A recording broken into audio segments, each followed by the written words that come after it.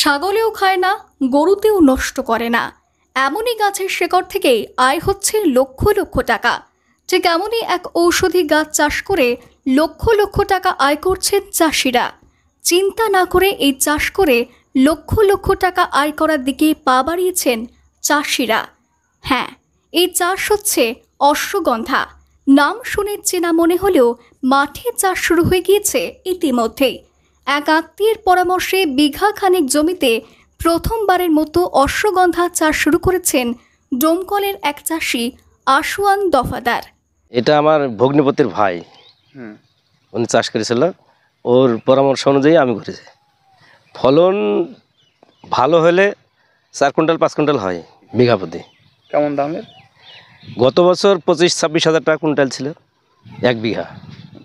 বীজ আমরা আপনার এই শাহাদেয়ার গ্রামের একজনের, ওরা ব্যবসা করে, এটা কেনা বেচা করে, ওর কাছ থেকে সংগ্রহ করেছে। ডোমকলের কুচিয়ামোড়া এলাকায় বাড়ি আশুয়ান দফাদারের, কিন্তু অশ্বগন্ধা চাষ করছেন ডোমকলের শাহাদিয়ার এলাকার মাঠে। তিনি জানিয়েছেন বিঘা খানেক জমিতে ফলন গড়ে 4-5 কুইন্টাল পাওয়া যায়। সিজনাল হিসেবে দাম গড়ে 20 থেকে 25 হাজার টাকা কুইন্টাল হলে বিঘা খানেক জমিতে মিলবে লক্ষ টাকা। তবে দাম কম বেশি হতে পারে বলেও জানিয়েছেন তিনি। এটা আপনার 7 মাস আবাদ।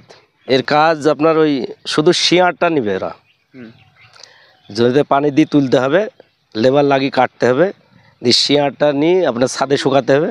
শুকানোর পরে ওরা খরিদ্দার আসবে, তারপরে কোয়ালিটি বুঝে দাম হবে।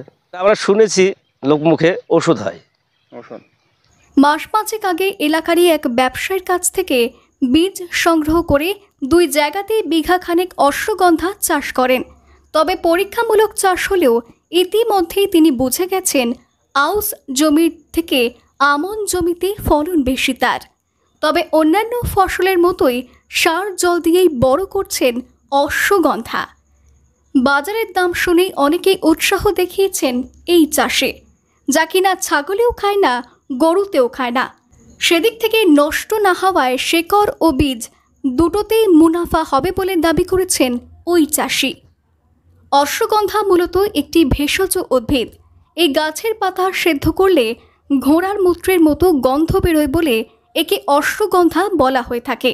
এই পাতার বৈজ্ঞানিক নাম উইথানিয়া সোমনিফেরাডোনাল। আয়ুর্বেদে একে বলা হয় বলদা বা বাজিকড়ি, যা শীতকালীন চেরি। এটি ভারতের শুষ্ক অঞ্চলের অনেক স্থানে চাষ করা হয়। এটি নেপাল, চীন ও ইয়েমেনে পাওয়া যায়। রৌদ্র ও আংশিক ছায়া জায়গায় এর উৎপাদন ভালো হয়। ডোমকল মহকুমার ইসলামপুরের একাধিক জায়গায় এই চাষ শুরু হলেও অন্যান্য চাষের থেকে খরচ কমে, লাভবান বেশি বলে জেলার বিভিন্ন জায়গায় অশ্বগন্ধা চাষে ঝোঁক বেড়েছে। মোটামুটি বছর 4-5 ফলন ভালোই হবে, খারাপ হবে না, ভালোই। এর খরচপাতি কেমন? খরচ আপনার এমন নাই। আপনার জমিতে আমাদের একটা ভুল এই যায়, এটা ঘাসের জমি, আমরা বুঝতে পারিনি। যে জমিতে আমরা আমুন বলি, জমির 2টো ভাগ, একটা আমুন একটা আউশ।